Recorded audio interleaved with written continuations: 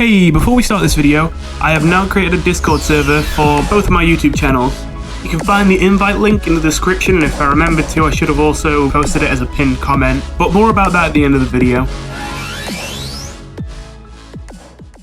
Welcome back, Wheels and Weeboos, to the channel Double Doge, but today we got a new patch for Undercards, so you know what time it is. So, first of all, looks like Pink Laser has been buffed. I'm very glad to hear that, because this card interested me, but I didn't end up making a deck around it just because it seemed like the payoff wasn't worth it. I just thought a 5-drop that might be like a 5/7 if I really charge it up. It's like, okay. And having it cost 4 definitely seems like that might be a more feasible game plan now. Might be messing around with some Pink Laser decks, because this seems like a very fun card to me. Not much else to say. I think that it goes from pretty trash to pretty decent with this buff. Bone. Okay, so I was a bit confused when I saw this label as a buff, but then I remembered that this is where you get it from. So Bone is essentially a card that you give your opponent from Sans Dog, although hang on, isn't there another one? You add a bone to your hand, and there's one where it gives, I swear there's another one where it gives the opponent a bone, but I guess it was just Sans Dog. So this is technically a nerf for one of the cards, the Dog Treats card, but for Sans Dog it's a buff, and it makes it so that the bone that you give your opponent, it still has dodge 1, it's still a 1/1 that costs 2 if I'm right. Oh, I'm going to have to stretch it out a bit now, aren't I? 2, yes. But now when it dies, it gives a random enemy dog +1/+1 and +1 dodge. I think this is a good change. I'm not usually that big on dog decks, but I mean, it does make sense to make Sans Dog actually, you know, synergize with dogs. So I think that's a good change, and I think that it could make Sans Dog better. Like, the thing is that this, if it summoned it for the opponent, if like they didn't have a choice and you just play Sans Dog and then they got a bone on the board, even though they don't have to pay the 2 gold to play the bone, that would actually maybe be better.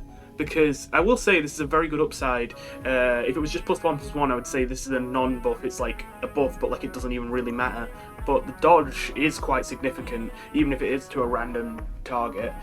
The thing is that because they can wait to play the bone whenever they want, I feel like you can't reliably get that upside. And yes, that means that the bone is essentially a dead card in their hand, and that does suck. But at the same time, they still have the choice of when to dump it. They're probably going to dump it at some point, but the fact that they can choose when to dump it means that it's going to be very hard to get this benefit to pay off. So I think I'm going to say this buff might not change much, but I mean, it makes this card slightly better. Snowpuff. Oh, by the way, I probably shouldn't have done this, but I'm not going to lie, I just started recording and like almost immediately. Like, I looked at the first couple changes and I thought, you know what, I was just going to go in.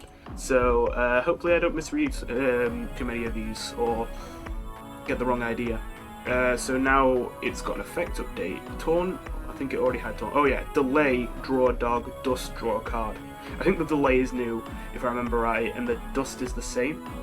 So it's basically just a buff. Well, I mean, yeah, it says it's a buff. I'm used to seeing effect update and thinking, okay, so it's like a buff and a nerf at the same time, but no, that's just a straight buff.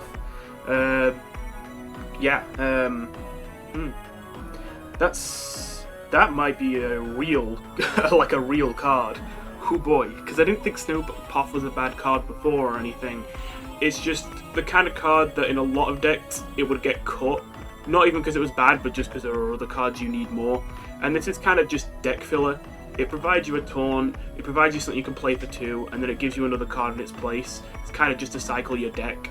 But now that this is essentially a 2/3/1 taunt that draws you 2 cards, just as long as you're playing a deck that has dogs in it, that's quite powerful. And what else you could do as well is you could not even necessarily play Snowpuff in a dog deck, but if you find a dog card that you want to tutor, then you can use this as a tutor card that's also a taunt, that's also cheap, that's also going to draw you another card in its place when it's done. So it might even, if we see people able to make combo decks with dogs and stuff like that, not necessarily dog synergy, but just cards that are dogs, Snowpuff might be really good now. We'll see. It's a bit hard for me to say, to be honest, because in any other card game, I feel like I would definitely be just like confident saying, yeah, Snowpuff broken now, amazing, unbelievably good. But then I feel like historically, almost every single time I see card draw value cards and undercards, I'm like, they seem way too good, and then I try and use them, and they're not usually bad, but they're usually not as good as I expect. Like, when I first saw Library Sign in this game, I'm like, how the hell is that balanced? And it turns out, yeah, it's actually pretty balanced. I mean, don't get me wrong, it's really powerful, you can make it work, but it's so much effort to make it work without overdrawing that actually it's not an overpowered card or anything, at least not at the moment. I hope that statement doesn't age poorly. Well, anyway, Too Many Dogs has been updated. So that's the, yeah, I thought that was the thing this gave you. Yeah, so now it says, if you don't have any Too Many Dogs in your hand, fill your hand with dog residue. I'm trying to remember what it was before. I'm not gonna lie, this card may be my least used legendary. Because it took me ages to get this one for some reason. I didn't want to craft it, even though I could have. I was just like, I don't want to craft it. And by the time I got it, I was just kind of like not that bothered about using it. So I'm not gonna lie, I haven't played many games with this card. So I do not remember. I'm pretty sure Too Many Dogs, just like when you played it before, it just filled your hand with more Too Many Dogs. And you could get like infinite Too Many Dogs, I think. And now it's not infinite anymore by the looks of things. You have to... I'm guessing that was some sort of combo with tasks or task manager, but task manager can't OTK anymore as of last update, so maybe just tasks. I'm not sure. Or maybe it's just a... wait, I just realised this is labelled as a buff, so maybe I'm missing the point of this. I mean, dog residue is just a 1, 2, 3, isn't it? Yeah. I might be missing the point of this. Maybe. So either way, I like this change because it makes Legendary Artifact less about just infinite card generation, even though it's definitely massive card generation is still one of its specialties, but now it's more about the tempo value of that rather than the potential to abuse it. Because now we obviously get the dog residue, which is cheaper and I would say better stats. Obviously it depends, but I would say in attacker's advantage games, almost always, health is more valuable than attack, but of course it depends from card to card. So yeah, I like this change. I don't know how much it affects the playability of Legendary Artifact. Like, a change like this is something that would make me think that, yeah, that makes this a great card almost straight away. But then I think the problem is that, like, you don't get the dog residue until you played all Too Many Dogs, and I don't know if that's just gonna take too long. But then again, I might need to work more on playing with this card now that it's been changed, because as I say, I definitely didn't play enough with the old version to be very experienced about how that was played and how good it was. I mean, I get that you would generally play it in like a hand emptying deck, but yeah. Anyway, yeah, it seems like there's a big theme of dogs here, because Greater Dog also has a changed, and they get 1 more attack and 1 less health and new effect. Let's see what it is. Great. I don't know why that's bringing up Defrosting. Wait, whoa. Oh, I guess I just spoiled one of the changes. I'm like, what the hell has Defrosting got to do with Greater Dog? Oh no! Okay. Greater Dog. If you have a dog in your hand, gain plus 3 HP. Oh, so it's the same effect, it's just a magic now instead of a constant passive. Well, we'll get back to Defrosting then, I guess. Yeah, not much to say about that. I think that's a good change. I feel like Greater Dog was always a bit of a weird one in dog decks, because while I get he was supposed to be a big taunt, it felt like Greater Dog was there to protect you rather than to actually fight for the board much when it had 4 attack. Not that 4 attack is bad, but just it is a relatively expensive unit, so it felt like it was better at keeping you alive than actually fighting for the board, which felt a little bit weird to me, because I would think that in a dog deck, I don't know, at least as far as I've seen, dog decks are always like about tempo, and so that makes them basically always mid-range or aggressive. So you can use the taunt, but a lot of the time it would just be more useful to use to use it as stats. And so I think that the idea of giving it 1 less health for 1 more attack, when it's already going to have a lot of health if you play it right, is going to make it more useful for its actual intended purpose. So I like that change. Soulless Kris change. Well, I knew this was coming. Effect update, let's see. If you have none, open... Oh, whoa! Is this just completely different? Open a dark fountain and give it +1 counter for every unique card you played this game. Okay, you know, I was not excited at first. Like, I was thinking, oh god, are they just gonna gut it? But this sounds interesting. Whenever you play a card you haven't played this game, gain a counter. Turn start, if it has 20 or more counters, fill your hand with random Deltarune monsters. They cost 2 less gold. Oh, never mind. I'm not gonna lie, okay, never mind. I got excited for a second because I like the idea of making Soulless Kris a big win condition based off of the amount of unique cards you've played. But I'm not gonna lie, this looks bad to me. Like, this looks kind of really bad. Like, they only cost 2 less, and that's your big payoff. Like, you're running a whole determination card for that. And, I mean, as far as I can tell, the stats are the same. Let me just double check that. Yeah, the stats are the same. I don't know, because like I know that a lot of people probably look at that and be like, but that's still a really powerful effect. That's a hand-filling effect that's giving you discounted monsters as well. And you get generated synergy. Wow, that seems really good. And it's like, don't get me wrong, that is not bad. But if I just, you know, full screen this for a second, let's look at all the determination cards. You might notice that almost every determination card has a huge effect. And I mean, that's kind of the deal with them. And you can only run 1 in ranked. And I feel like it's going to be so hard to fit Soulless Kris in now, because every single time you're just going to be like, right, well, I could run Soulless Kris, but I don't know, I think Car is a better win condition, or I could run Soulless Kris, or if it's less of a control deck and more of a tempo kind of deck, you might, but it just still goes a kind of late game, like a late mid-range deck, then you'd probably just go with an Omega Flowey. I feel like there's not many situations in which you would be like, yes, I want Soulless Kris specifically. Now, that being said, let me just double check something else. It's been a while since I used this. Hourglass. Counter starts at 4. When you spend gold on a generated card, reduce the counter by 1. When the counter reaches 0, add a time warp to your hand and set the counter to 4. And the time warp is... Oh, can I actually look at what a time warp is, please? Give all generated cards in your hand and deck -1 cost. Okay, so that's what I thought it was. Right. Okay, I was just going to see if, like, it would be an idea to use this with Hourglass to get discounts. I'm a little bit nervous about that just because, one, I love the idea about Hourglass, but so far, me trying it out, it's been a really underpowered card. Not card, artifact.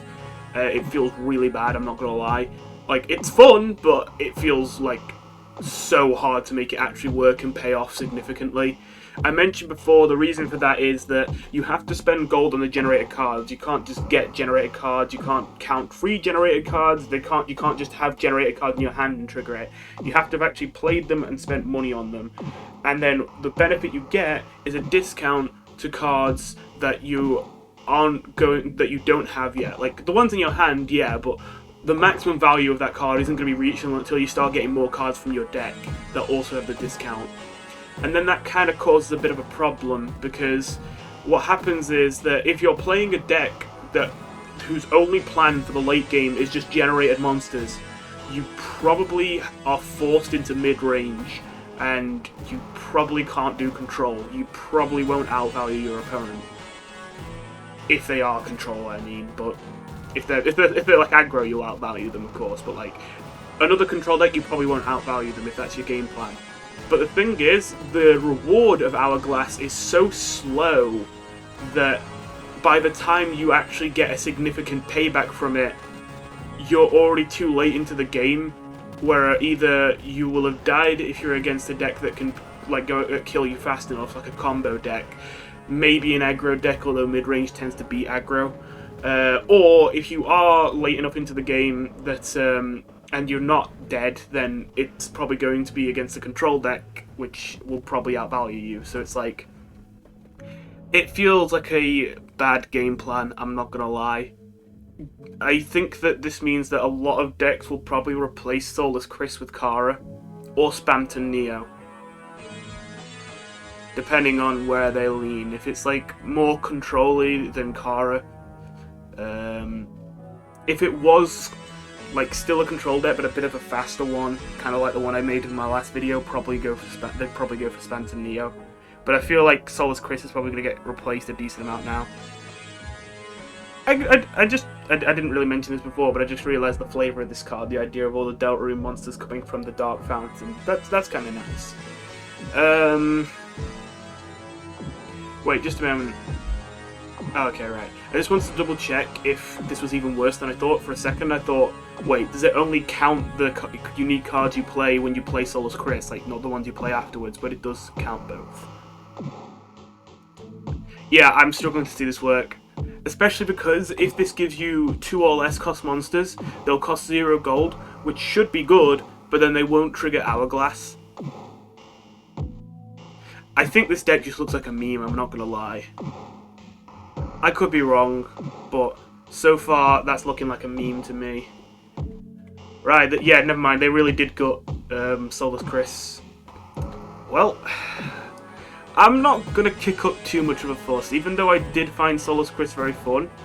I do think that auto-win cards are not healthy for this game, and Soulless Kris was one of the only auto-win cards still in the game, even if they were probably the slowest auto-win card that we'd seen maybe ever in this game, which meant that they weren't as overtly overpowered, because you couldn't really rush to your win condition.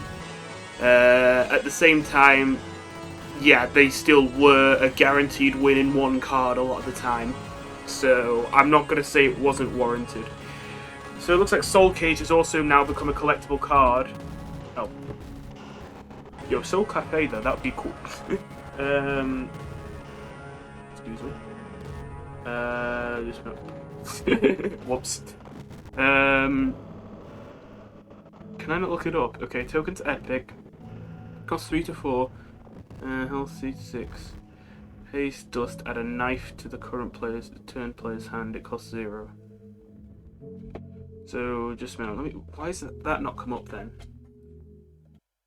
Oh right, Doya still got the determination one on. So there it is.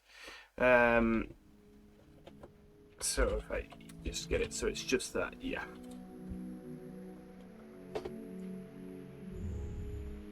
Right, so,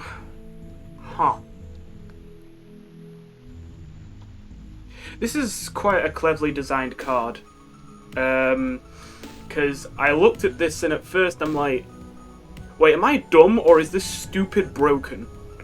Because this is essentially a 4/3/6 haste, where all you have to do is kill it the turn it's played, and you also get to kill another monster for free, in exchange for only a bit of face damage, which seemed really, really good.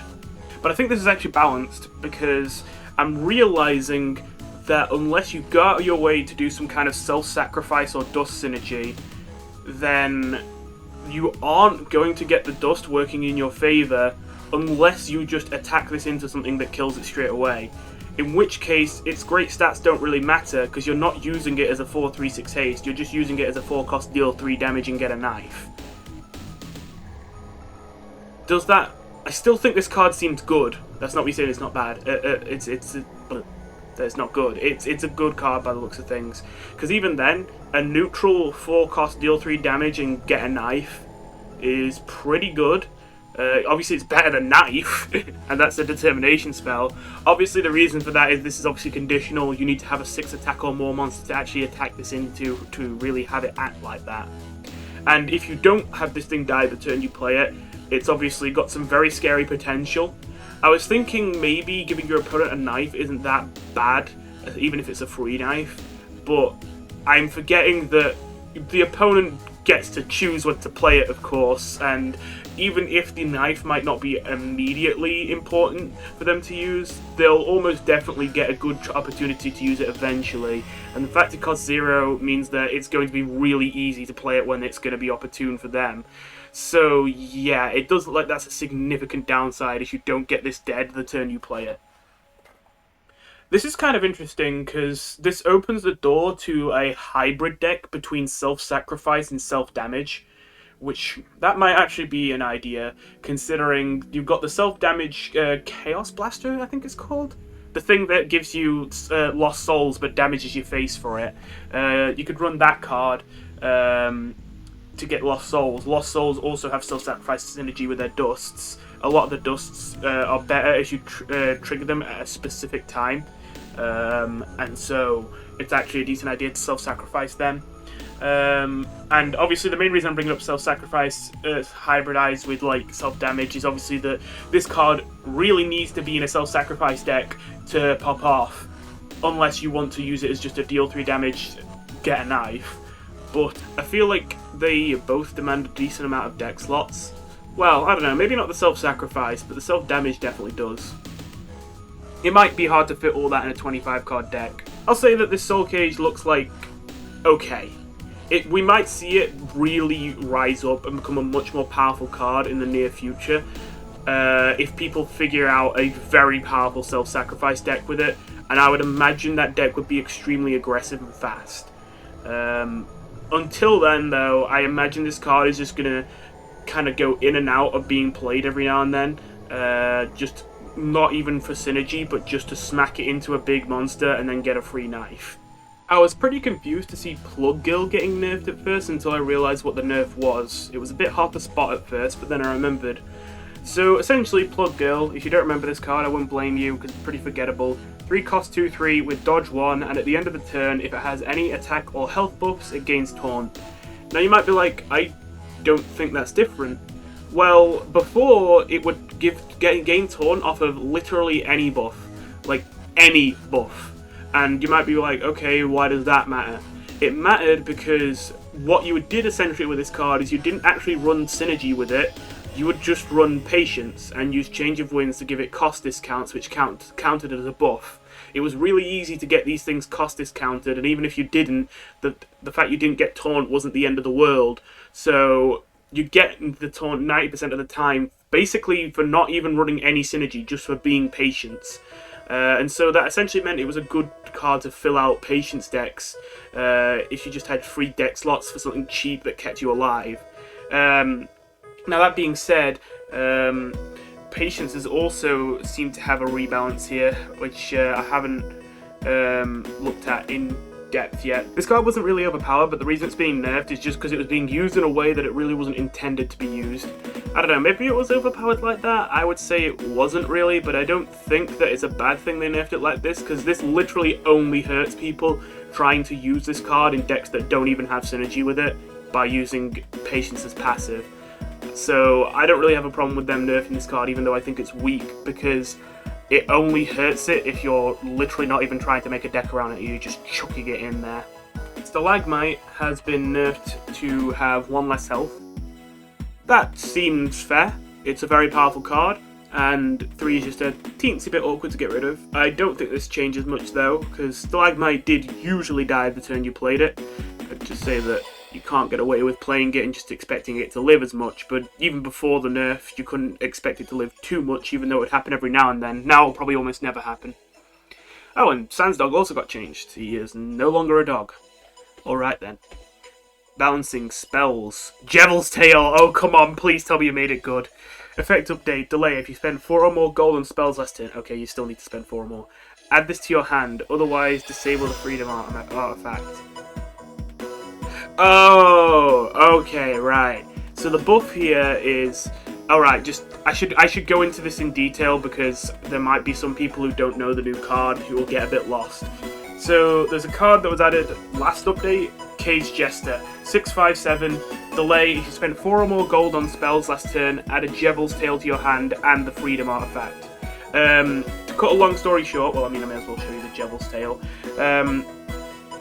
This Jevil's Tail, every single time you play it, you need to have played 4 or more gold on spells last turn, and it will increase the freedom artifact until eventually you play it having not played 4 or more gold last turn, and it will disable the freedom artifact, essentially triggering all the counters And essentially for each counter you had when you break the Freedom Artifact, it will shuffle a Chaos weapon into your deck, a random Chaos weapon. I imagine you know what the Chaos weapons are by now, but just in case. Jevil. Wait. Oh, it comes up with Case Jester first.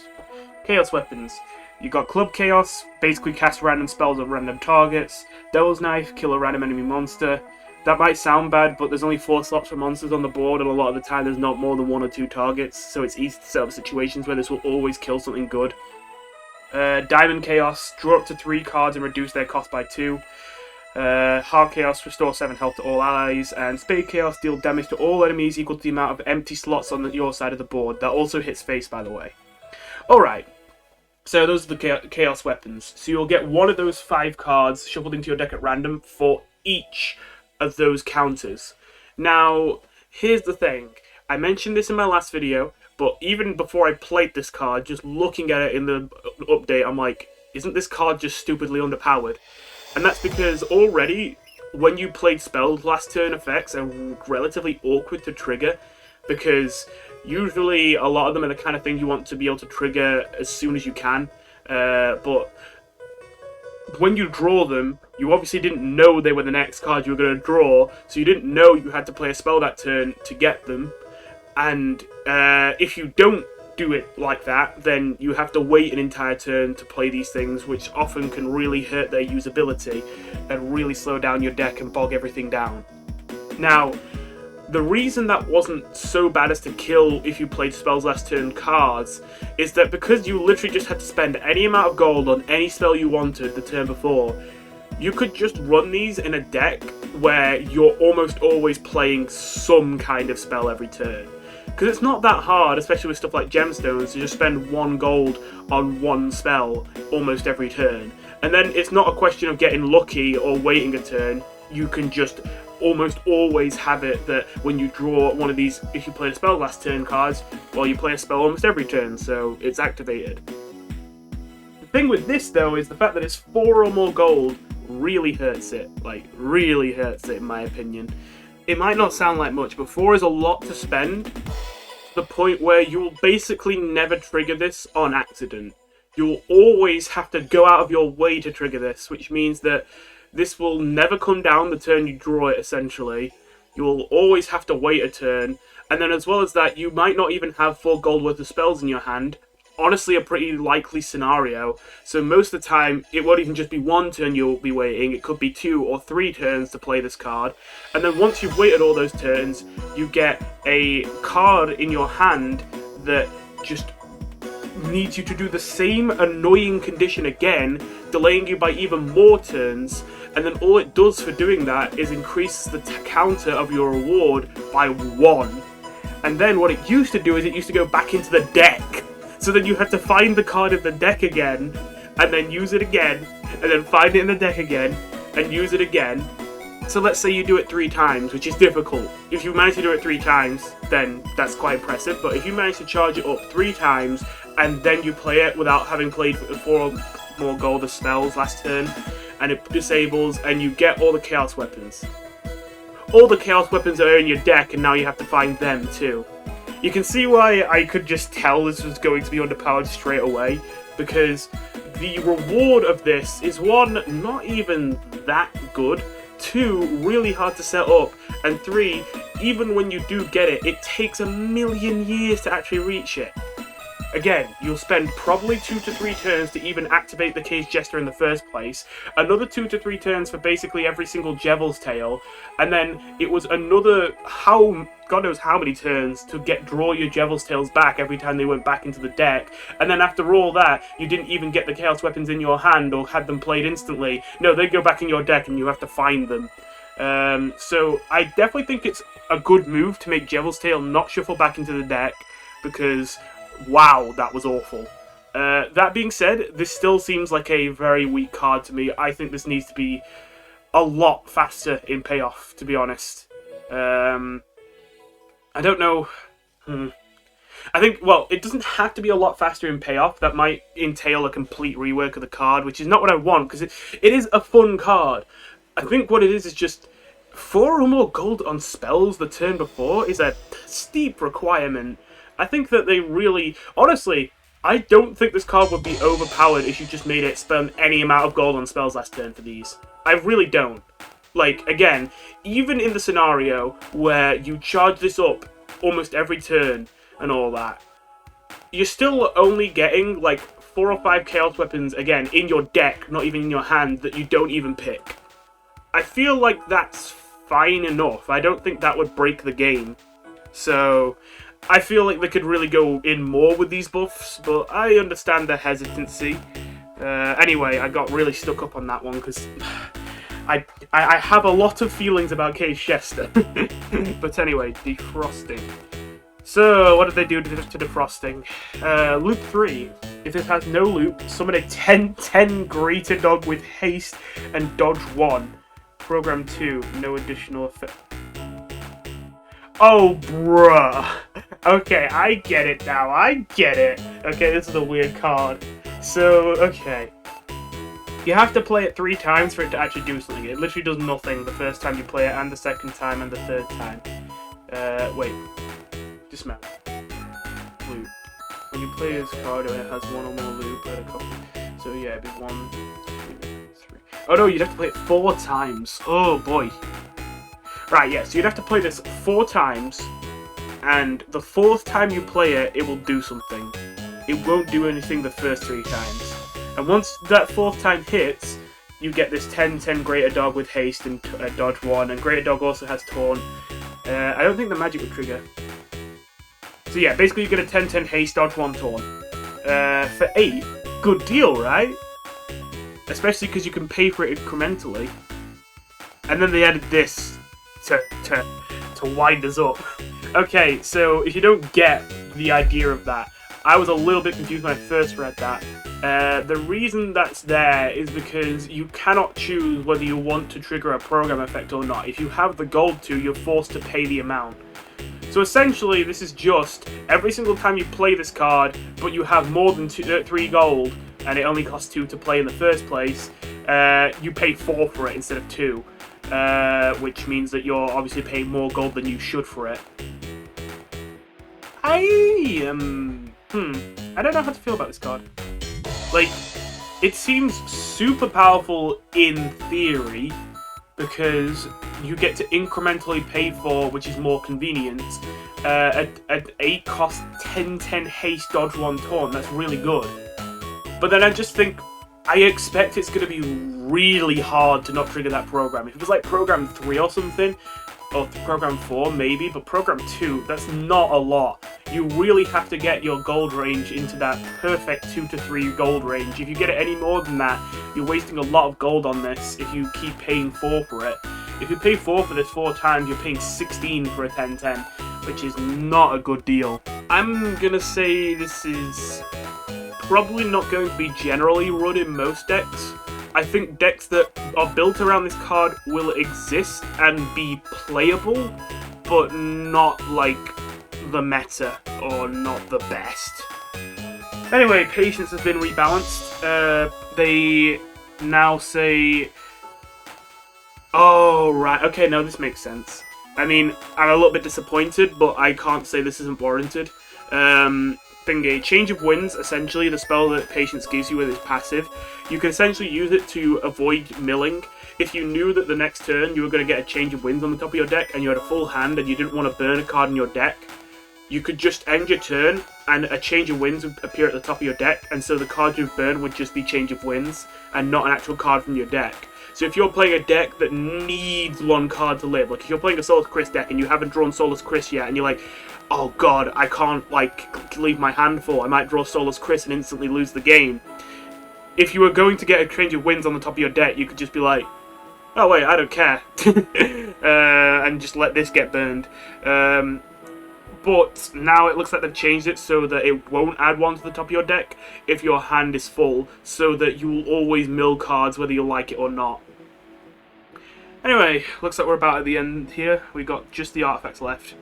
Free Chroma has been updated, okay. Turn start. If this has 3 or less counters, add an irresistible deal to your hand. If your hand is full, shuffle the rightmost card in your hand into your deck first, yeah. Turn then, Oh, wait.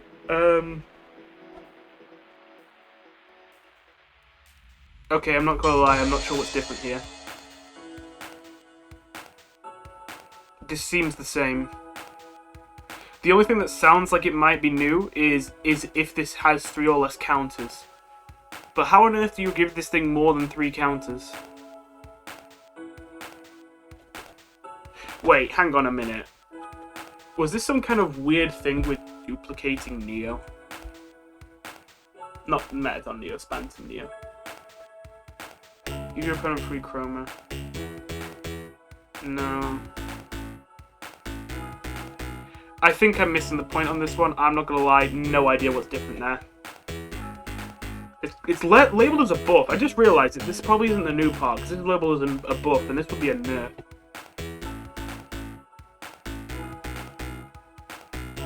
Oh wait, is it being labeled as a buff because this is something that you give the opponent, and so it's a nerf to you but a buff to the opponent? That would be really weird though. That would be really weird. I don't know, I'm not gonna lie. I can't figure out what's different here. Well, feel free to shout at me in the comments. We see the Dark Fountain artifact change here, and no way. No! No! Wait, they actually nerfed IQ? You gotta be kidding me. Okay, I guess they nerfed IQ. I mean, I don't know if there was a broken combo this season with it. I don't know though, like, Okay, I'm caught a little off guard by this, to be honest, because it just feels a little bit like, why? Okay, I know why, but like, okay, to be fair, IQ did pose a bit of a dangerous, like, design problem of being able to print more token cards in future with higher costs. The fact that no matter how expensive it would just be set to 1 was kind of dangerous. Because, well, we've seen with Omega Flowey plus IQ made your load spell the ability to literally wipe your board and then bring back everything you had when you saved. Probably one of the most powerful cards in the entire game that's supposed to cost 17-1.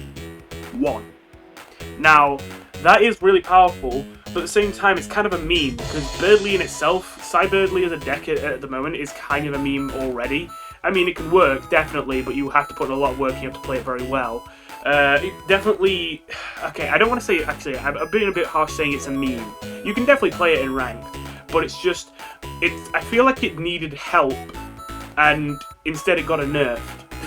Now, again, I understand this is a reasonable nerf. I think Load is literally the only token spell that costs 7 or more in the game right now, which means that technically that's the only card that's affected by this change, and any other card, even True Self, one of the big payoff cards for IQ, that costs 7, so even that is still fine.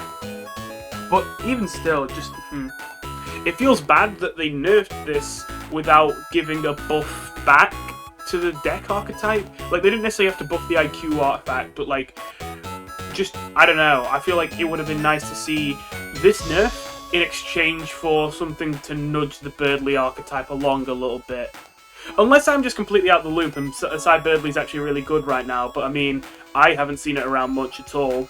I've seen some of the buddies on the Discord server messing around with it, but other than that, it doesn't seem like a very popular deck right now, so it seems kind of weird they nerfed it. But as I say, I at least acknowledge it makes sense. It allows them to print more expensive token cards in future without it breaking the game wide open.